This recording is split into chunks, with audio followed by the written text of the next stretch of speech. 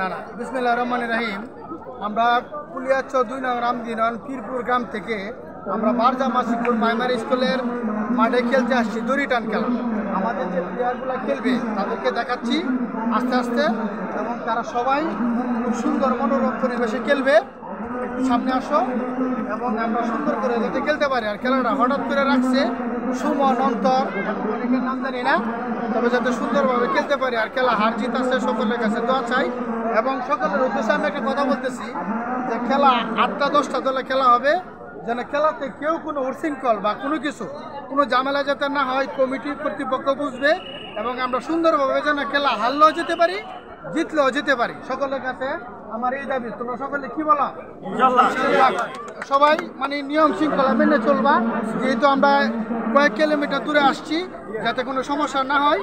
আমরা সুন্দরভাবে যাব, সুন্দরভাবে খেলবো, হার জিত সবারই আছে। সকলের কাছে দোয়া চাই। আসসালামু আলাইকুম। প্রতিবেদন বিশ্বাস চ্যানেল, সবাই পাশে থাকবেন। সকলকে ধন্যবাদ।